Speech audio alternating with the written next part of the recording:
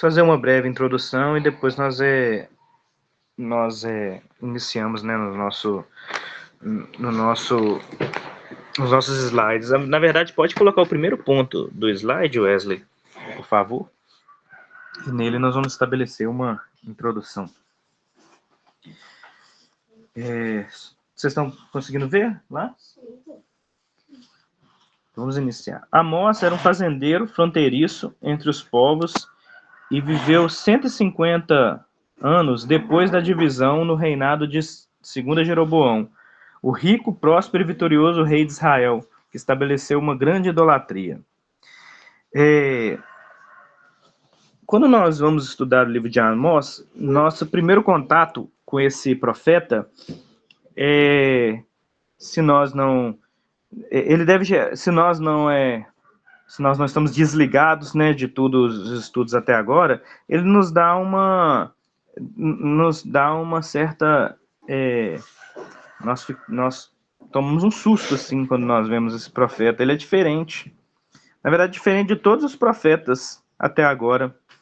Amós é um fazendeiro, ele não é um sacerdote, ele não é um na verdade não é um pregador, né, Laís? Ele é um fazendeiro, né? É um fazendeiro e ele é diferente, né? Como eu disse, não é um profeta, não é filho de príncipe, não é nada. Ele é só um homem dedicado ao campo, boiadeiro, e ele é fazendeiro. E esse estudo desse livro vai nos levar a perceber e entender esse período da história de Israel, que é a história que é esse período desse rei, que é desse rei não, perdão, que é esse período em que Israel vivia, que Israel desfrutava de uma prosperidade material. Sua vida espiritual, a moral, sua vida espiritual e a moral estava completamente corrompida, mas eles desfrutavam de uma grande prosperidade material. Isso é comum que nós estamos estudando, quando nós estudamos, né, o panorama do Antigo Testamento, é muito comum nós vermos isso. Sempre que há uma grande prosperidade financeira, há sempre um afastamento, né, da vida espiritual, há sempre um afastamento da corrupção, um afastamento da moral, há sempre um afastamento daquilo que é a verdadeira religião, conforme Tiago nos diz, né, que é abençoar as pessoas em volta de nós, né. A gente fala vida espiritual, irmãos, afastamento da vida espiritual, mas eu vou explicar isso melhor mais para frente. Então, nesse cenário, né, que a gente vê, Deus levanta, né, Amós, esse homem simples, sem muito dinheiro, um fazendeiro, boiadeiro, para poder confrontar o povo de Israel, né, confrontar a nação. E nessa introdução nós vamos ver primeiro quem era esse Amós. Esse Amós, como eu disse, ele era um homem simples, alguém que não era profeta, profissional, né? Ele não havia feito nenhuma das escolas de profetas, ele não era dedicado a essa profissão e nem a esse trabalho em si como profeta. E ele não era filho de nenhum profeta e nem tinha sua descendência comum conhecida, né? Era um homem comum, dedicado ao campo, e era um boiadeiro, cultivava sicômoros, e ele vinha de Tecoa, em Judá, era na fronteira entre Judá e Israel. E então, uma das coisas que ele vai deixar claro, né, lá no final do livro dele, é que o Senhor enviou ele para profetizar contra Israel, que era o objetivo. O Senhor tomou ele após os gados, né? Ele estava lá apacentando e o Senhor tomou de lá para poder profetizar. E isso é comum também no modus operandi de Deus, né? Deus sempre faz essas coisas inesperadas né? Você às vezes tem uma expectativa de que algo vai acontecer, mas Deus sempre faz essas coisas meio que inesperadas, né? Chama um boiadeiro, chama alguém que estava ali fora daquilo que você imaginava que seria o mais adequado, né? Nós sempre achamos que o mais adequado é o melhor, né? E Deus sempre nos surpreende, né? Nós vemos isso em Ezequiel, por exemplo. Ezequiel, ele seria mais adequado em cumprindo sua missão de sacerdote, mas não, Deus o chamou para ser profeta. E nós vemos Paulo também, Paulo grande e adequadamente pregador, seria ótimo montando, né, instituindo igrejas, só que está sempre preso, certo? Então essas coisas são sempre presentes, né? Deus sempre está fazendo essas ironias para poder mostrar para nós, né? Também para nos dar nos mostrar que quem faz a obra é Ele, né? E todas essas pessoas são meros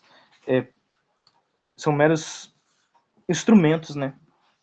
Então, Amós, ele profetizou durante o reinado de Jeroboão II, rei de Israel, certo? Mas Amós, ele era de Judá. Ele profetizou para Israel, mas ele era de Judá. E o rei, que era o rei de Judá na época, era Uzias. E Jeroboão II foi um rei que foi militarmente poderoso. Ele teve um exército muito bom. Ele foi também muito bem sucedido, né, nos seus, em tudo aquilo que ele fazia, politicamente também, durante seu reinado. E o que Jeroboão II fez? Jeroboão II, ele ampliou as fronteiras de Israel, ele fortaleceu a economia de Israel, ou seja, isso é óbvio, né? Isso é algo mais óbvio, porque nós vamos ver que é sobre isso que o livro de Amós vai decorrer em grande parte dele, né? Então Israel vivia uma segurança e uma estabilidade, né? Israel ele era seguro, porque tinha um rei militarmente bem estabelecido, e também era estável financeiramente falando, porque tinha um rei que também estabeleceu a economia de uma maneira muito boa. De tal modo que essa prosperidade e essa segurança gerou opulência, né? E nós vamos ver como que como que Amós vai falar contra a opulência, né, de Israel, as suas elites, né, na verdade. Aí nós vamos ver algo também que é interessante. As casas de marfim que eles tinham, palácios luxuosos, né, nós vamos ver isso em Amós 3. Também eles davam banquetes exagerados, os seus móveis possuíam móveis feitos de marfim. E qual que é o problema disso? O problema é ter casas luxuosas assim? O problema seria... Eu faço essa pergunta para vocês. O problema é a prosperidade extrema? Qual que é o problema que Amós vai tratar? Não é ter uma casa de marfim. Porque, na verdade, na Cidade Celestial, Laís, as ruas são de ouro. E aí eu vou fazer esse questionamento para para instigar os irmãos. Como que Deus pode enviar Amós para poder falar contra o luxo de todos esses homens e mulheres em Israel, sendo que ele mesmo estabelece que seu país, o seu reino, é todo feito de ouro, pedras preciosas, né? Então aí, Larissa, eu faço essa pergunta para nós aqui, para nós respondermos.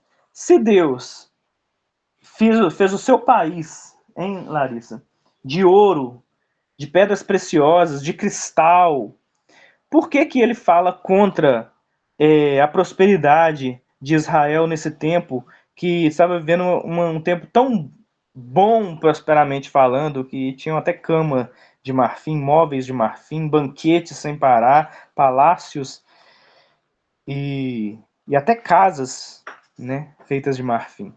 Por quê? e que cresce aos olhos dos homens é muito valoroso, né? Status, né? Isso. Mas então, o que eu tô fazendo é meio que essa. Porque lá onde ele se trair lá não vai ter, isso não vai ter valor nenhum. Sim. Não tem valor nenhum. Igual tem para nós. Sim, muito bem. Muito bem. Você quer falar alguma coisa, Larissa, Miguel? Não? Irmão, vocês querem discorrer sobre esse assunto? Meu irmão, o Lorraine falou aí, e só complementando um pouco mais, parece se tratar de idolatria, essa questão. Aquele texto que diz, onde está o teu tesouro, estará o teu coração. Parece ter muita relação com isso. E aí a Lorraine falou, aqui essas coisas têm valor para nós. Lá não terá. Por que não terá? Porque não haverá idolatria lá. Não haverá nenhum desejo que não seja do Senhor lá, plenamente.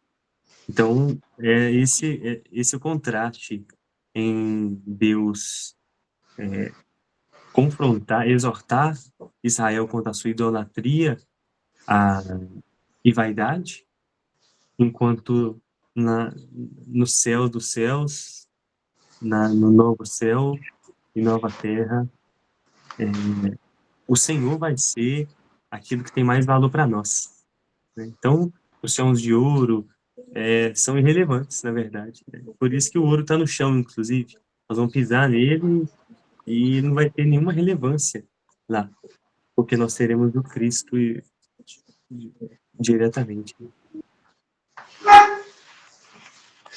Isso mesmo. William, você quer dar a sua palhinha? Sim. O divisor de águas, nesse caso, é o pecado. Na glorificação, como o Wesley mesmo já disse, nós vamos estar imunes do pecado. Então, isso não vai encher os nossos olhos como enche agora. E por mais que, talvez agora,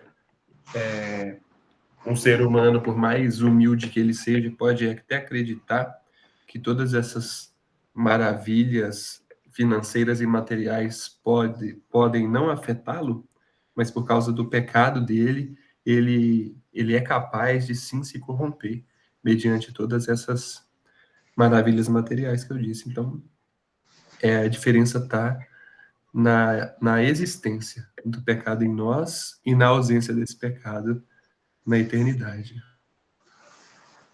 Sim, muito bem. Lohane, William, Wesley, todos vocês falaram de maneira excelente o ponto central daquilo que é a questão. Ambos os lugares possuem riqueza em suas construções.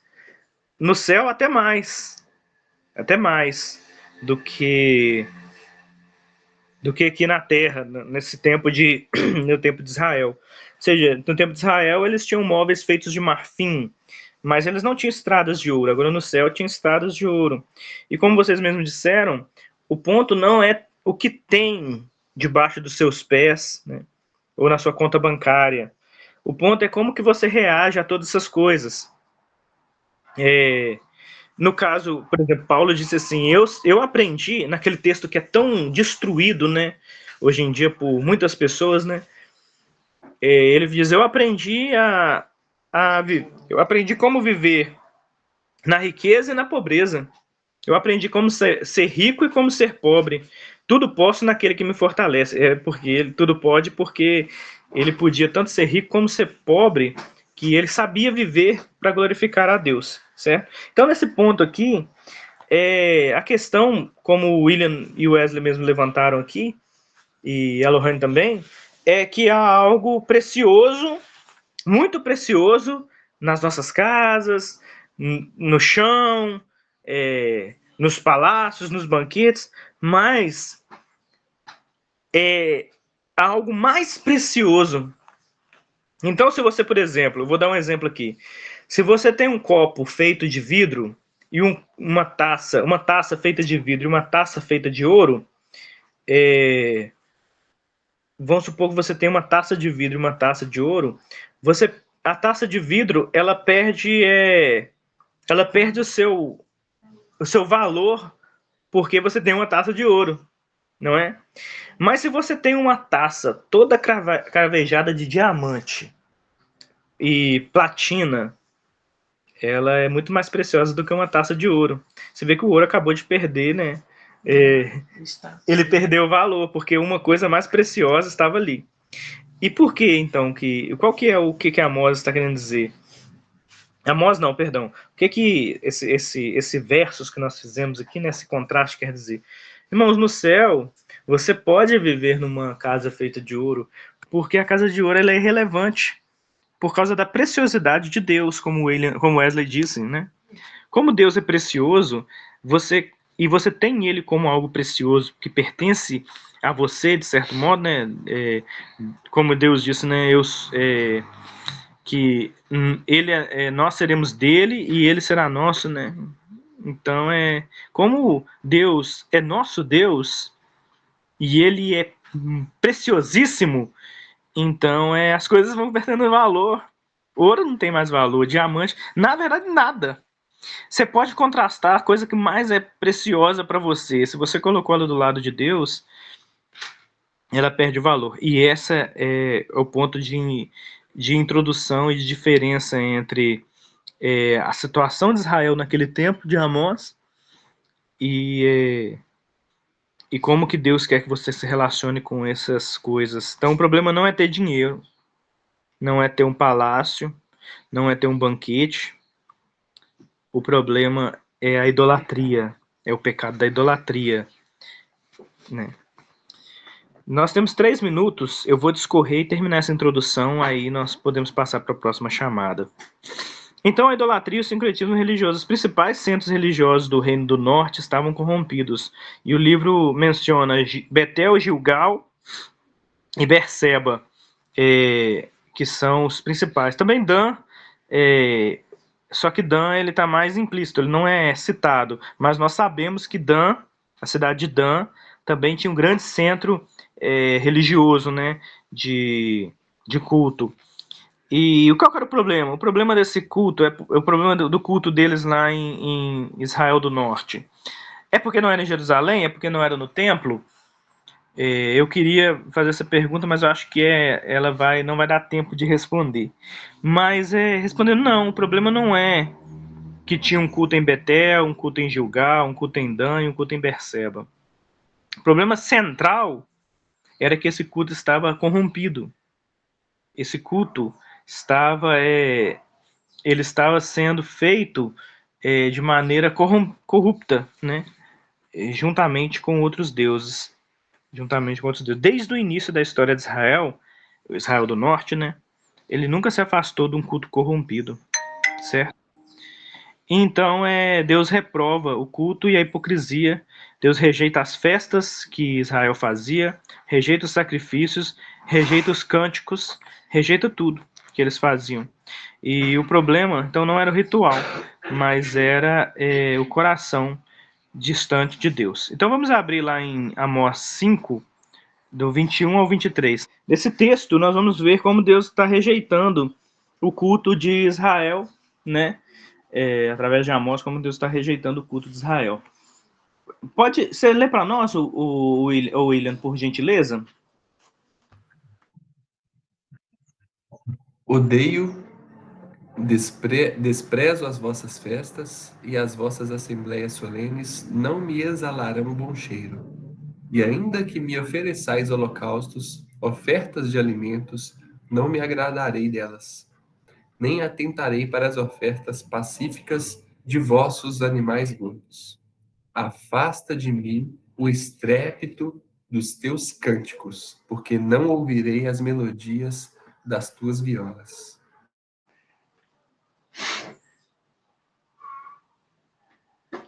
Pode fechar, pode colocar toda isso. Então Amós ele vai ao templo de Betel e profetiza lá vários sermões. Nós vamos falar agora sobre isso para nós podermos estudar esse texto que nós lemos. Então Amós vai ao templo de Betel e profetiza lá vários sermões para Israel e para as nações. ele primeiro acusa as nações, terminando com Israel. Ele começa acusando várias nações e termina com Israel. E as acusações são como, de forma sistemática, as famílias dos pobres são rejeitadas e não têm apoio. Deus declara que é o Deus da glória de Jacó. E o que isso significa? Aí nós vamos ver o que isso significa, né? O que significa ser o Deus da glória de Jacó. Eu acho que eu já falei sobre isso alguma vez. Vocês sabem o que significa Deus ser o Deus da glória de Jacó? Ou melhor, Deus o tempo todo na Bíblia, ele se declara o Deus, sou o Deus de Jacó. O que isso significa para os irmãos? Então, indo para... Eu acho que pode ser tratado de vários pontos, talvez. Mas eu vou tratar de um, que é o fato dele ter amado Jacó e particularmente odiado seu irmão, e amado Jacó, mesmo Jacó fazendo várias coisas que iam na contramão daquilo que agrada ao Senhor. Então, acho que é nesse sentido. O Deus de Jacó é o Deus que te ama incondicionalmente. É aquele Deus que não depende de você para nada, para fazer a vontade dele. O Deus soberano. Eu poderia trazer esse ponto. Eu resumiria em Deus de Jacó, poderia ser trocado também por Deus da aliança. Ele está falando isso. Eu sou o Deus, como William disse, o Deus que sou fiel à minha própria aliança. Um Deus que, mesmo que você seja um pecador desgraçado, e resignado, mas que eu sou seu Deus ainda, porque eu quero. Basicamente, o Deus de Jacó seria a mesma coisa que falar Deus da aliança, colocando todo o mérito da aliança no próprio Deus, e não no homem, considerando que Jacó é o retrato mesmo de um grande pecador alcançado pela graça divina, né? Perfeito, perfeito. Todas as duas considerações. O Wesley foi mais incisivo, mas é isso. Apesar, como ele diz, apesar de quem foi Jacó, Deus esteve com ele. Deus o escolheu. Escolhi Jacó e aborreci de Esaú. Odiei Esaú. E o que isso significa, no final das contas? Como vocês mesmos disseram, é o Deus da aliança. Ele está aliançado a esse povo. E Jacó era o pior exemplo de um ser humano que era servo do Senhor. Sabe como as pessoas falam hoje em dia? Por exemplo, se você é cristão, nós somos cristãos, nós vivemos no mundo aí, pecamos. Só que se nós pecarmos visivelmente para uma pessoa que sabe que somos cristãos e que não gosta de igreja, tem gente que não gosta, né, de igreja, não gosta de Deus, não gosta de cristãos, não gosta de crente. Se você peca perto dela, ela vai fazer o que com você? Ela vai dizer assim, você não disse que era crente? Vem essas acusações, certo? Por quê? Porque o que eles esperam de nós? De maneira hipócrita, é claro. Perfeição. Nós não somos cristãos, deveríamos ser perfeitos. Não deveríamos pecar de forma alguma. Deveríamos ser o mais honesto possível. Deveríamos ser os mais honestos, os mais ilibidos, né, na nossa moral, né? Certo? Mas é assim, óbvio que não é, né? Então, mas nós deveríamos dar um exemplo de tal forma que parecêssemos, pelo menos, o melhor possível. O melhor cristão possível. Para honrarmos, né, o título de cristão, que para eles significa isso, né? Não pecar, não errar, não falhar. Só fazer tudo certo 100% das vezes. Então, isso nem bíblico irmãos. Porque quando Deus resolve se chamar por algum nome, ele resolve se chamar de o Deus de Jacó. Isso agrada a ele. Ele está pegando um exemplo de Jacó. Se você conhece a história de Jacó, como nós já estudamos ela, Jacó é um homem horrível. Só no final da vida dele que ele tem conserto. Mas durante todo o seu processo de vida, todo mundo sabe como ele se comporta. Se comporta mal, cheio de pecado, engana os outros, engana ele engana seu irmão, ele engana o seu próprio pai cego.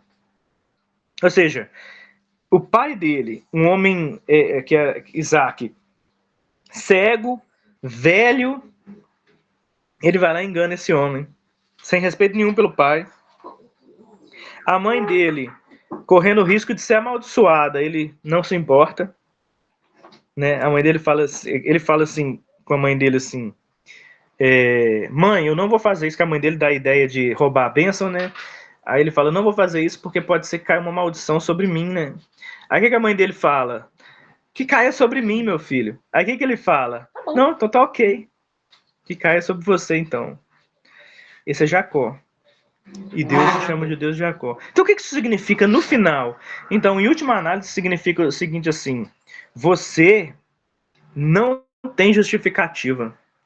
Se você não se arrepender dos seus pecados, se voltar para Deus, você não vai ter justificativa. Você nunca vai poder dizer para Deus assim: ai Deus, eu pequei demais, é por isso que eu não tenho salvação para mim. Não tem salvação para mim, eu sou muito pecador. Eu sou horrível. Pobre de mim. Não, nem é o pobre de mim, é o contrário. Eu não ser crente é muito difícil. Tem gente que fala assim, né? Ser crente é muito difícil. Tem que obedecer o tempo todo. Eu não vou conseguir. Então, Deus se chamar de Deus de Jacó te destrói qualquer argumentação nesse sentido. Porque ele é o Deus do enganador. Se o enganador teve jeito, você nunca vai poder dizer que você não tem. Se o pior foi salvo, quem é você para poder dizer que você é o pior e você não tem salvação para você? Então, não há justificativa para não se arrepender. Então é isso que Deus está dizendo. Deus está dizendo que as acusações que eles estavam rejeitando os pobres, né? Rejeitando os humildes. E ele vai se declarar como o Deus da aliança, o Deus de Jacó, o Deus do enganador. Ele está dizendo: Israel, chegou a hora de vocês... Porque é óbvio que está falando com Israel do Norte, mas ele está tratando como se fosse toda a família, nós vamos ver isso mais para frente, como se fosse uma família unida. Mas como que vocês deveriam estar se voltando, porque há perdão para vocês por mais longe que vocês já foram. Então, próximo slide, William, por favor. Então, Amós fala aos líderes e ao povo, os tratando como uma família, sobre como Israel não deveria ser da forma que é, conhecendo o seu passado. Aí por quê? 1. Foi escolhida dentre as famílias de Abraão. 2. Foi escrava e liberta milagrosamente por graça. E 3. Deus havia a escolhido para abençoar a terra. Então, parte de tudo aquilo que nós podemos ouvir de Deus ser chamado de Deus de Jacó, para Israel tem até uma coisa mais específica, né, para Israel, que vocês fazem parte da família da aliança. Vocês foram escolhidos dentre todas as famílias da terra. E isso não significa que vocês são mais especiais, por isso eu sou o Deus de Jacó. Jacó não era mais especial, nem mais honrado do que Esaú. Quando a gente fez o nosso estudo, nós vimos que Esaú era bem mais honrado do que Jacó. Então, como que ele foi escolhido? Ele foi escolhido dentre as famílias da terra. Não porque Abraão era melhor. Abraão não era melhor do que outras famílias. Na verdade, Abraão ele era sacerdote da lua, né? Ele adorava outros deuses e foi escolhido. Eles foram escravos, né? Ponto 2. Eles foram escravos libertos, milagrosamente por graça. Ou seja, eles não fizeram nada para ser libertos da escravidão, mas foram libertos da escravidão. Não há nada que há no poder deles para se libertar. Eles são libertos por Deus. E 3. Deus havia escolhido Israel para abençoar a terra. Para abençoar a terra. Então todo o comportamento de Israel estava indo contrário a esses pontos, né? Todo o comportamento deles estava indo contrário a esses pontos que nós estamos vendo aqui agora. E então Deus está chamando a atenção deles. E o ponto 3, Deus odeia a hipocrisia e o culto de Israel misto com idolatria. E aí nós podemos voltar, né, ao nosso texto, para a gente poder estar estudando ele, né, o texto de Amós 21 até o 24. Vamos lê-lo de novo? Então, diz assim: odeio e desprezo as vossas festas e as vossas assembleias solenes não me exalarão bom cheiro. Ainda que me ofereçais holocaustos, ofertas de alimentos, não me agradareis delas. Nem atentarei para as ofertas pacíficas de vossos animais gordos. Afasta de mim o estrépito dos teus cânticos, porque não ouvirei as melodias das tuas violas. Versículo 24 também diz assim: corra, porém, o juízo como águas e a justiça como ribeiro impetuoso. E eu acho isso maravilhoso, porque Deus, em Malaquias, quando nós formos chegar lá, vai falar contra a forma com que eles estavam adorando. Eles estavam adorando como? Com animais caolhos, mancos, com pouca energia, com pouco. Eles tinham dinheiro, mas não ofertavam, certo? Eles tinham como conseguir animais de qualidade, mas não davam animais de qualidade. E aí, o que a gente pensa?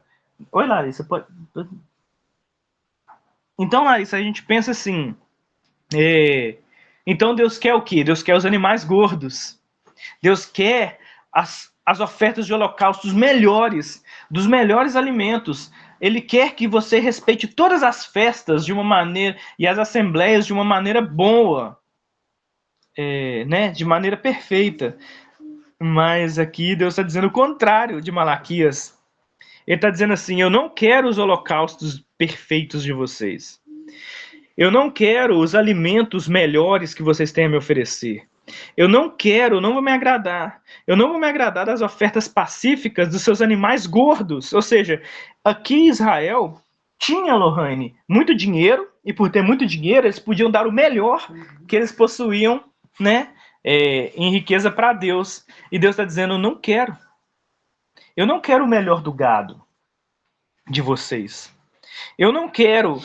Aí vai, eu gosto desse versículo 23. Afasta de mim o intrépido dos teus cânticos, porque eu não ouvirei a melodia das vossas violas. Ou seja, eu não vou ouvir quando vocês fizerem o louvor com o melhor instrumento, tocando. Ou seja, o culto aqui finalmente alcançou um padrão no qual ele estava num padrão correto, com o melhor dos animais, o melhor dos instrumentos, eu diria. Eles estavam obedecendo às festas de acordo com o que elas eram, mas Deus não queria. Deus não queria. E por quê? E por que Deus não estava aceitando? Sendo que, como eu disse, o ritual estava correndo de maneira correta, as ofertas estavam corretas, né? E por quê? Versículo 24 vai finalmente nos dar uma resposta central para entendermos a pregação de Amós, que é: corra, porém, o juízo como as águas e a justiça como um ribeiro impetuoso. Corra, porém, o juízo como as águas e a justiça como um ribeiro impetuoso. Então nós vemos que é muito... alguém poderia dizer, né? Eu ia dizer, mas não é essa a verdade. Mas poderia dizer assim: servir a Deus é complicado. Servir a Deus de maneira correta é muito complicado. Quando a gente não oferece as ofertas de maneira correta, ele rejeita. Mas quando se oferece de maneira perfeita, ele também rejeita. O que falta? É verdade. Então, o que falta? Qual é o ponto central? O que está acontecendo? Ou como que nós poderíamos fazer para que Deus pudesse nos ouvir e aceitar o nosso culto? E isso agora eu faço um link com o sermão, né? No sermão Jesus disse: nem todo que diz Senhor, Senhor entrará no reino. E então ele diz assim lá no sermão, que esses homens disseram, mas Senhor, em teu nome nós profetizamos, expulsamos demônios e fizemos coisas incríveis, maravilhosas, fizemos maravilhas em seu nome. Ou seja, aquele povo, na época de Jesus, estava, ou naquele grande dia, estava dizendo, nós estávamos fazendo as coisas que pareciam que tinham um resultado correto, certo? Parecia que o que nós estávamos fazendo tinha um resultado correto, estava de acordo com a vontade de Deus. Nós estávamos obedecendo, nós estávamos profetizando, nós estávamos curando, fazendo milagres, nós estávamos fazendo coisas maravilhosas, milagres, assim, coisas maravilhosas, né? E aí? E Deus diz, eu não conheço vocês. Eu não conheço vocês. E então agora nós temos a mesma situação aqui em Amós, né?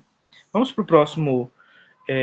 Nós vamos agora para o ponto final, né? Para nós estarmos caminhando para isso. Irmãos, querem comentar alguma coisa antes de nós passarmos para o próximo ponto? É muito interessante esse paralelo, né? A gente tem discutido sobre culto há muito, muito tempo. Naquela discussão sobre a oferta de Caim e Abel, lá no grupo, ainda alguns meses atrás, né? E aí é exatamente isso, esse ponto, esse paralelo que você fez, que não se trata somente de uma coisa, não é somente do coração, não é somente da...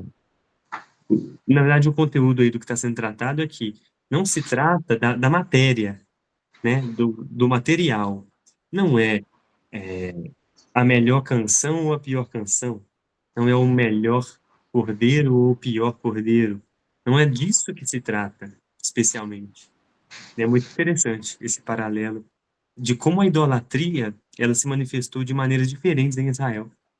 E no culto a Deus, no culto de Israel a Deus, a idolatria ela se manifestou com o desprezo, ela se manifestou diretamente, obviamente, por meio de sacrifícios de crianças, inclusive de bebês. A gente viu isso, não sei se foi Jeremias ou Ezequiel, e ela se manifestando também por meio de um culto pomposo, um culto aparentemente que dava o melhor, que é os animais gordos, os melhores instrumentos, mas que ainda assim a idolatria estava ali. A gente viu como que a idolatria ela é um câncer mesmo, que ela permeia, ela pode estar no nosso coração, assim, independentemente da forma do culto. Nós podemos ter um coração idólatra, né? E aí isso casa bem também com o que nós estudamos na semana passada sobre o segundo mandamento, sobre o princípio regulador do culto também. Enfim. E como que Deus responde diante de mais essa manifestação diferente de idolatria de Israel, né? E das nossas manifestações de idolatria também diferentes. Que Deus nos livre. Isso eu posso também fazer uma colocação breve e, no nosso caso, bem pessoal, que coincidentemente nós estamos diante agora de uma congregação e recentemente aprofundando ainda mais no culto ao Senhor e mesmo, como eu também já disse anteriormente, tentando fazer tudo que é certo, mesmo assim corremos um grave risco de estarmos fazendo o que é errado. Então, como Wesley mesmo disse, que Deus possa nos livrar de nós mesmos, né? E isso, nosso problema agora que vai... Antes de nós passarmos para esse último slide, William, volta um para a gente poder ter todo o slide do segundo. Antes de nós passarmos para o próximo slide, tem algo que é importante, conforme você acabou de dizer, William. Nós vamos iniciar um trabalho. Qual que é a diferença do trabalho que vamos iniciar? A diferença do trabalho que nós vamos iniciar, que nós vamos congregar, todos nós aqui, em todas as nossas casas, com Israel cultuando ali, né? A diferença é basicamente nenhuma. Porque nós lá vamos estar reunidos como igreja. Assim como Israel estava reunido como igreja, apesar de não ter esse nome, certo? Toda a família de Israel, olha só, essa família que Amós está dizendo aos de Israel, vocês são uma família. Você poderia trocar por igreja, certo? Você poderia trocar o termo. Ao invés de colocar família, é igreja. Por quê? Eu chamo William de meu irmão. Eu chamo Wesley de meu irmão, né? Somos parte da mesma igreja, somos irmãos. Irmãos de verdade, não é irmãos... não só por causa de um laço de sangue, não significa que é só um termo. Porque parece que no final as pessoas chamam um aos outros de irmão como um termo. Meu irmão, mas é irmão. Por quê? Deus, irmãos, eu sou irmão da Lohane, dos meus filhos, eu sou irmão. Deus comprou a gente adotando a gente. Deus é pai. Realmente, ele é nosso pai. Então, eu sou irmão de vocês. Deus é meu pai. É pai de vocês. Nosso pai é Deus. E nesse sentido, há um laço de fraternidade. Há um laço, né? E somos irmãos realmente. Eu diria que até legalmente. Não, mais do que legalmente, somos irmãos. E nesse sentido, essa família é a igreja. Toda a igreja. Todos aqueles que são igreja fiel do Senhor são nossos irmãos. Igreja fiel. No mundo inteiro.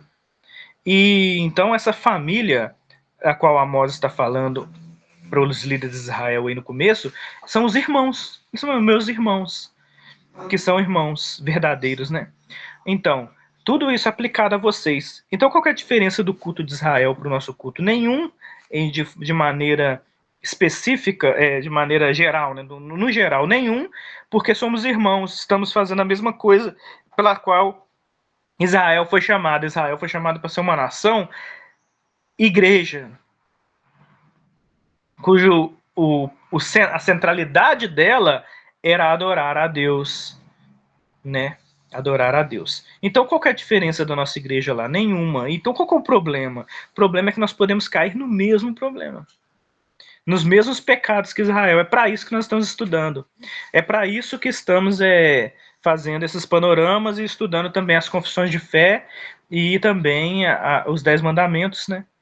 Por quê? Porque nós queremos ter um culto verdadeiro, conforme nós estamos procurando tanto.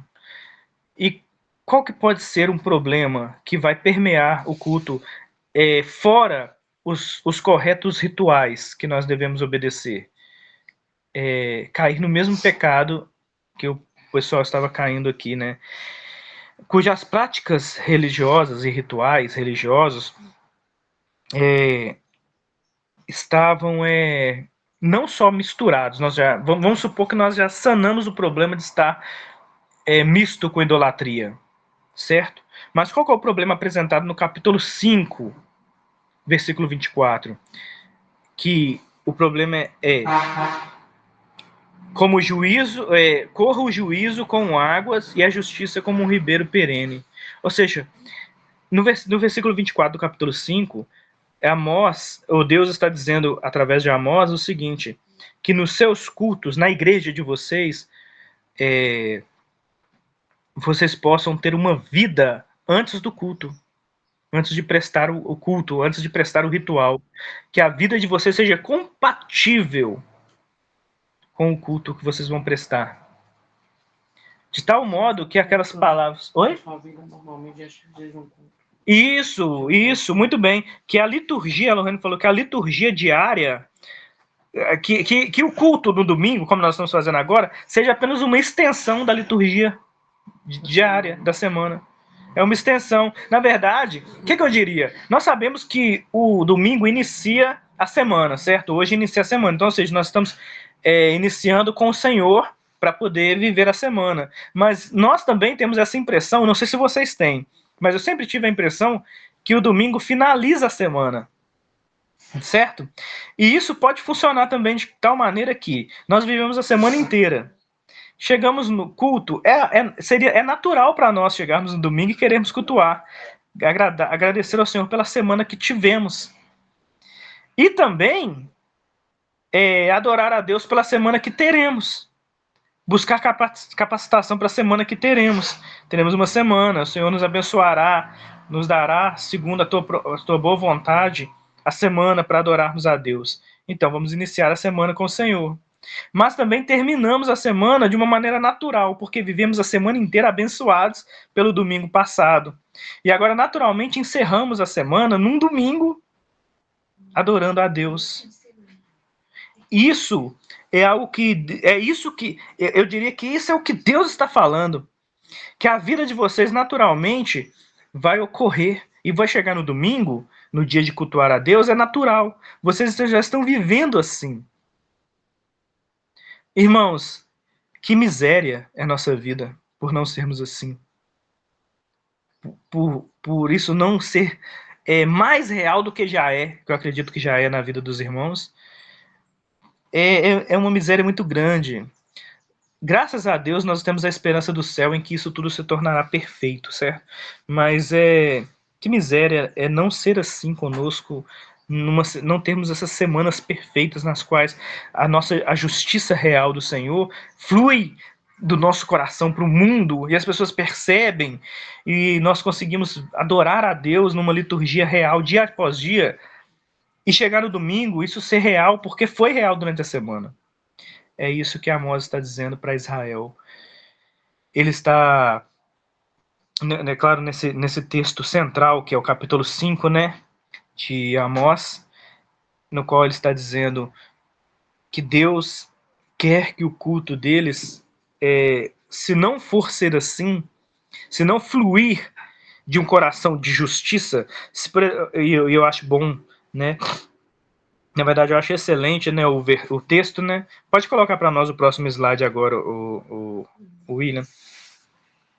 Então, é assim que Deus está ordenando. Ele ordena que para cultuar, eles deveriam deixar primeiro a justiça e a honestidade fluírem como um rio de águas, definitivamente um novo Éden. Então, para que você possa cultuar, você deve estar de acordo. Seu coração, sua vida deve estar de acordo com o padrão exigido por Deus, com o caráter de Deus, justiça e honestidade. Você deve realmente ter características do pai, do papai, do nosso pai. As características do nosso pai devem estar fluindo em nós. Justiça, honestidade, todas as coisas devem fluir. Como definitivamente, né, um novo Éden. E aí, por isso que eu disse, né, que miséria não estarmos nesse novo Éden, né? Mas estamos nessa terra. Por que não podemos ser um Éden para as pessoas? Porque é isso que significa ser embaixador do reino dos céus, né? Nós estamos aqui nessa terra como embaixadores, sabe, Miguel? De Deus, do reino dos céus. E o que significa? Significa que nós somos como pessoas que viemos de um país, somos extraterrestres, que viemos lá do país de Deus. E aqui nessa terra nós vivemos como lá, obedecendo as mesmas leis que existem lá. De tal forma que as pessoas nos acham meio extraterrestres mesmo, esquisitos.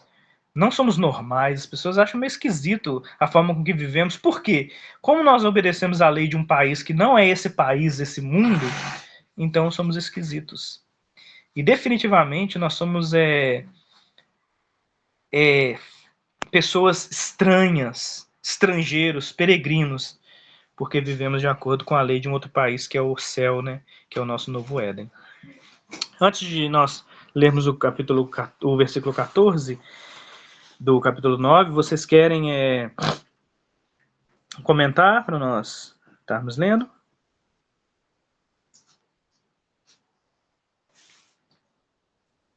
Brevemente.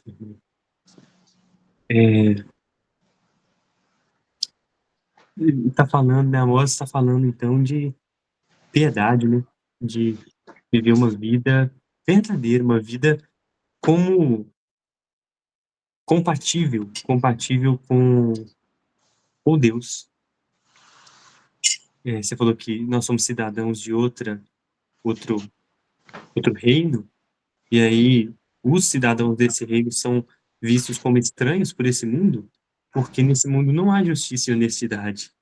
E os cidadãos do reino devem se portar com justiça e honestidade. com as bem-aventuranças de Mateus, é, do Sermão do Monte. Essa é a temática da primeira carta do apóstolo Pedro, da primeira e da segunda, bem dizer, que é sede santos como eu sou santo. Não é só cultue adequadamente no domingo. Não. Não é seja santo no culto. Tenha um culto impecável.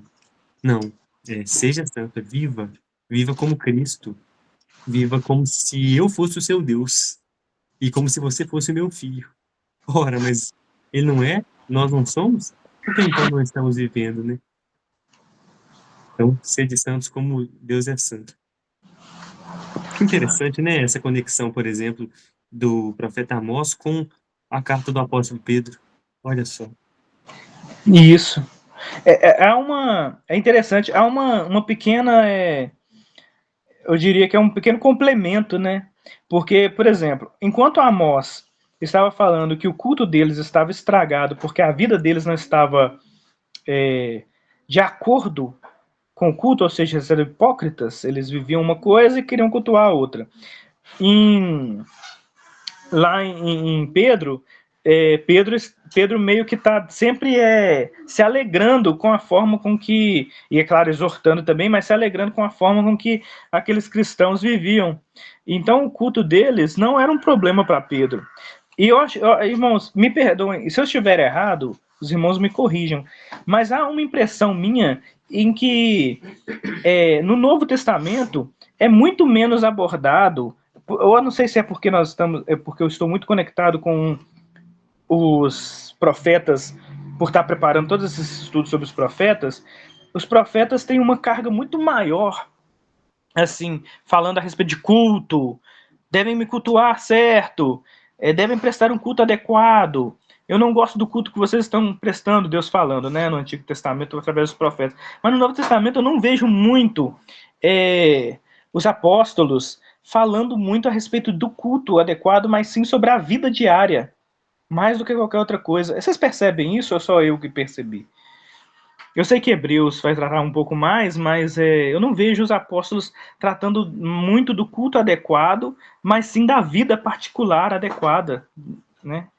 A gente vê o apóstolo Paulo na carta aos Romanos falando sobre um sacrifício vivo, mesmo o nosso corpo como um sacrifício vivo. É mesmo a vida, é o culto da vida, como o nosso caríssimo pastor Elton diz, o culto da vida continua. E é isso, é o culto mesmo do nosso dia a dia. É muito frisado mesmo pelo apóstolo Paulo, e esse texto de Romanos fica bem evidente isso. Eu diria também mais, por exemplo, o apóstolo Paulo fala sobre quando ele vai exortar os coríntios quanto ao sacramento da Santa Ceia. Ali ele está tratando sobre um culto adequado, sobre a forma de prestar o culto. Só que a temática da igreja do primeiro século, ela é muito mais, ela é diferente, né?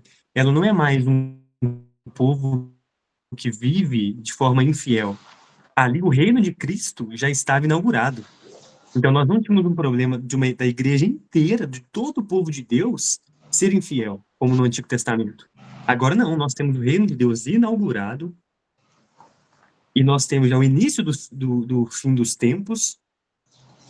O início dos fim dos tempos, especialmente posso me referir à destruição de Jerusalém e também da segunda vinda de Cristo, lá na frente, mas especialmente sobre esse período até a destruição de Jerusalém, onde a igreja está sendo perseguida. A igreja está sendo perseguida. Os judeus continuam perseguindo, prendendo, matando, espancando, castigando, escravizando os cristãos. Então, realmente, a temática, por exemplo, eu citei o apóstolo Pedro na primeira carta, a temática de ser de santos como eu sou santo é muito mais nesse sentido. Olha, vocês serão perseguidos, mortos, escravizados, e vocês devem, em tudo isso, permanecer santos, como eu sou. É diferente a abordagem de Amós. Eu acho que é por causa disso. Antes nós tínhamos toda a igreja, todo o povo de Israel, a igreja limitadamente, né? Mas todo o povo de Israel, a nação, sendo idólatra e desobediente. Com a igreja, não. O reino de Cristo já é inaugurado. A profecia de Daniel estava cumprida e sendo cumprida, e aí já estávamos chegando no reino de Cristo. Então, o reino de Cristo começa já a ser inaugurado. Agora nós temos a descida do Espírito Santo, ou seja, toda a igreja agora já tem o Espírito Santo. Eles já são mais santos do que a igreja do Antigo Testamento. Eles já têm a presença do Espírito Santo, né? Ainda que haja muito pecado, o contexto geral da igreja, ele não é mais o mesmo que Israel. Aí agora o problema é mais como viver em meio à perseguição. Como ser um peregrino de fato aqui, sendo eu um perseguido, um morto pelo Império Romano e pelos judeus. Mas é uma observação verdadeira, né? Verdadeira. Isso não anula as exortações quanto ao culto do Senhor, dos profetas, mas realmente tem uma ênfase muito grande na vida mesmo, na vida prática, em como se acautelar dos falsos mestres, como também está escrito lá no texto que você leu, no nosso culto mais cedo. Também quase todas as cartas do apóstolo Paulo e do apóstolo Pedro, Hebreus, João, Judas, vai estar falando também sobre isso, sobre cuidar com os falsos mestres, né? Então, sim, realmente, e me parece ser por isso, né? Eu falei isso para tentar ilustrar um pouco essa visão sobre o Novo Testamento, de por que é um pouco diferente mesmo essa abordagem. Parece que, como você disse, parece que a questão é que houve uma fusão tão grande que os cristãos realmente entenderam esse ponto central, que é uma vida corandeu, reflete um culto piedoso, um culto verdadeiro, né? E de tal forma que, como você disse, os apóstolos estavam mais preocupados em como que eles reagiriam às perseguições ou à vida comum, né? Porque sabiam que isso refletiria num culto bom ao Senhor, né? É interessante que não é o contrário, né? Você falou aí e me pareceu que o pensamento comum é o contrário. Eu vou na igreja para ser abençoado e então eu saio da igreja para viver a minha semana. Também, de certa forma, como você explicou mais cedo, também, né? Mas é a nossa vida que vai nos conduzir a Deus em um culto, quando chegar o dia do Senhor, né? Sim, e agora a conclusão, né? Em Amós é isso, porque o natural é pensarmos assim. Na verdade, o natural, irmãos, é pensar assim, ó. Uma coisa é minha vida particular, outra coisa é minha vida no culto, outra coisa é minha coisa com Deus, né? Meu relacionamento com Deus. Eu até vi tava vendo o trecho, né, de um debate essa semana. Não que seja o que eu acho relevante esses debates assim, que eu acho até meio chato e relevante, mas é exatamente falando sobre isso, de uma mulher, ela era católica, praticante, e dava aula numa escola católica. Aí a outra mulher lá, isso, também é católica, o nome dela é Campanholo, perguntou ela assim: por que você, na sua aula, você é professora numa escola católica, você ensina de acordo com a doutrina católica? Aí ela falou: não ensino de acordo com a doutrina católica. Eu ensino de acordo com a verdade comum, sei lá o que ela falou, mais ou menos.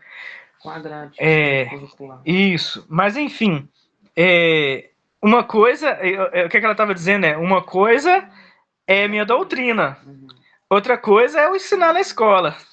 O que eu vou ensinar na escola? É isso, irmãos. Me parece que é muito isso, como é que as pessoas vivem assim. Uma coisa é o que eu acredito, outra coisa é como eu vou me relacionar com as coisas, né, ao meu redor. Se eu estiver, por exemplo, na faculdade, eu vou aceitar tudo que os professores marxistas e esquerdistas falarem, e evolucionismo, todas as coisas eu vou aceitar. E aí, os irmãos sabem muito bem disso, porque mais do que eu que fizeram faculdade ou não, mas é assim. E de tal maneira que hoje existe até uma doutrina que tenta conciliar evolucionismo com criacionismo, certo? Então eles tentam conciliar, dizendo que Deus criou uma ameba esquisita que foi evoluindo. Deus foi evoluindo ela com o tempo.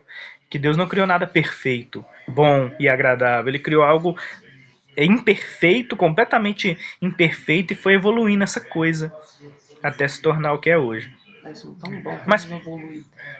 Mas é por quê? Por que as pessoas pensam assim? É por causa dessa ideia de que uma coisa eu acredito em Deus, outra coisa é o que eu aprendo na escola. Só que aí, quando entro em conflito, eu tenho que misturar as duas coisas, não tenho que separar. Eu deveria separar, cortar, falar isso aqui não tá certo, isso aqui tá errado. Mas o aí, problema é quando entra em conflito, te interrompendo, qual parte vence? Sempre. Para esse tipo de pessoa. É a visão secular. Porque, a forma como eu adoro Deus é no meu coração, é algo interior, só. Isso não se manifesta de forma externa. Não. E aí entra também o que nós vimos aqui nos slides anteriores. Por exemplo, eles adoravam a Deus, certo? Mas também eles queriam adorar outros deuses. Eles não cortaram a coisa, disseram assim uma coisa, eles nem tiveram a coragem de fazer, de dizer uma coisa é eu adorar a Deus no templo, outra coisa é eu adorar outros deuses lá no templo dos outros deuses. O que eles fizeram? Misturaram o culto. Quem venceu? Quem venceu foi o culto ecumênico, porque o culto ecumênico tanto faz se tá adorando a Deus junto com eles. Se estiver adorando a Deus junto com eles, tá bom. Se não tiver, também tá bom. Mas para Deus é o contrário. Se estiver adorando a Deus somente, aí sim. Agora, se estiver adorando a Deus juntamente com outras coisas, aí não. Tanto que agora nós acabamos de ver que se estiver adorando a Deus com todos os elementos certinho, mas a justiça comum diária não estiver sendo obedecida, Deus já não aceita. Ou seja, Deus está podando a situação, ele não está unindo. Deus não está dizendo assim, contanto que vocês me cultuem no domingo certinho, não interessa como vocês estão vivendo a vida diária comum. Contando que no culto todos os elementos sejam obedecidos de maneira adequada. Não é assim. Amós está dizendo o contrário. Está dizendo assim, contando que a vida de vocês esteja de acordo com o meu caráter, vocês terão culto lá de acordo. Contando que vocês tenham uma vida de acordo com o meu caráter. Certo? Então, chegando ao final, nós temos esse culto verdadeiro, que só é possível quando existe um coração comprometido com essa retidão, né? Com a verdade, com a defesa dos vulneráveis. Então, irmãos, como igreja, o que eu queria te dizer anteriormente, como igreja, nós temos esse compromisso de ter uma vida que reflita Deus no nosso dia a dia. Então, nós temos comprometimento até com a sociedade que está em redor de nós, certo? Como igreja também, porque nós vamos estabelecer uma igreja ali naquele bairro. Como que nossa igreja... E eu não estou pregando aqui nenhum socialismo, nem nada disso. Nem tentando misturar isso com culto, mas como que a nossa igreja vai refletir naquele bairro onde nós estamos presentes? Nós temos que saber que se nossa vida está refletindo de fato o caráter de Deus, haverá reflexos. Sejam eles positivos em relação a eles ou negativos. Às vezes não gostam de uma igreja lá, que prega a verdade lá. Mas isso não importa. Porque o que importa é que há um comprometimento verdadeiro e fiel nosso dia a dia. Então o profeta mostra que Deus está chamando Israel para retornar àquilo que é o princípio da aliança, que é ser aliançado com Deus, adorando a Deus de coração, né? Confiando nele e vivendo uma vida de acordo com isso. Então, mesmo diante dessas advertências severas, Amós, no final, né, no capítulo 9, versículo 14, traz uma mensagem de esperança. E ele profetiza que Deus traria, né, o seu povo de volta do cativeiro e restauraria sua cidade, sua terra. Isso é interessante porque versículo 14 diz assim: e trarei do cativeiro o meu povo Israel, E eles reedificarão as suas cidades assoladas, e nelas habitarão, e plantarão vinhas, e beberão seu vinho, e farão pomares, e lhes comerão o fruto. É claro que esse versículo 14, ele vem depois de Deus dizer, né, que o povo seria escravo, por causa do que eles estavam fazendo, né, aquelas maldições que são tão comuns. Mas essa promessa, irmãos, ela é para esse povo de agora. De tal modo que, quando eu isolei esse versículo, eu não tirei ele do contexto dele. Na verdade, eu coloquei ele no contexto de toda a carta de Amós, né, de todo o livro de Amós, né, dessa profecia. Que é o quê? Irmãos, o estado atual de Israel no tempo de Amós era cativo em sua própria terra. Era pobre e cheio de ouro. Era faminto, cheio de banquetes. Por quê? Porque todas as coisas que eles faziam não eram uma vida de acordo com a vontade de Deus. O ouro deles não era para glorificar a Deus. Seus banquetes não eram para glorificar a Deus. A liberdade que eles tinham, porque eles eram mais livres, poderiam imaginar, do que quando eles eram juntos, porque agora eles se libertaram do mal Judá. Lembra? Eles eram junto com Judá, mas eles falaram, não, Judá é ruim, vamos nos libertar. Então eles são mais livres do que quando eles eram unidos, de certa forma. Então Deus está dizendo assim, não, vocês são mais escravos agora. São mais escravos do que quando vocês eram unidos lá com Judá. E então aí, enfim, Deus faz uma promessa. A promessa é, vocês que estão cativos livres da forma que vocês estão cativos. Eu vou tirar vocês desse cativeiro, que não é um cativeiro físico. É óbvio que não é para nós, irmãos. É óbvio que esse texto é para nós, né? Mas é óbvio que nós não estamos cativos. Então, se esse texto é para nós temos que esperar o dia em que o Senhor nos libertará de toda essa escravidão e nos reedificará nossas cidades. E nós habitaremos e comeremos vinhas, beberemos do vinho, pomares, ou seja, toda uma prosperidade que Israel tinha não era prosperidade real. Deus está prometendo uma prosperidade verdadeira, que era uma prosperidade diante da face de Deus, para a glória dele. Certo? Graças a Deus.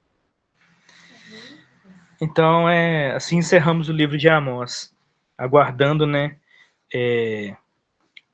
quando nós vamos ver, né, o resultado de todas essas promessas que estamos vendo em cada um desses profetas. Vamos orar, então?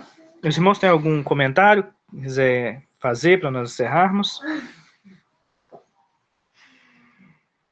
Então, vamos orar. Eu vou estar orando e a gente encerra. Santo Deus, nós encerramos, Senhor, agora mais uma aula. Senhor, o que eu espero dessa aula, depois do que ela foi feita, é que haja resultados, Senhor, e frutos. E que esses frutos, Senhor, sejam, de fato, o Senhor mesmo, através do seu Santo Espírito, transformar os nossos corações para nós podermos estar te adorando e realmente adorando no nosso culto diário, na nossa liturgia semanal, para que isso seja um reflexo quando nós formos cultuar nos domingos, adorando ao Senhor de maneira verdadeira. Ó Pai, porque é tão fácil nós simularmos toda uma vida na Tua presença, não pensando que o Senhor está irado com a nossa vida, Senhor, partindo do pressuposto nosso de que o Senhor está bem conosco.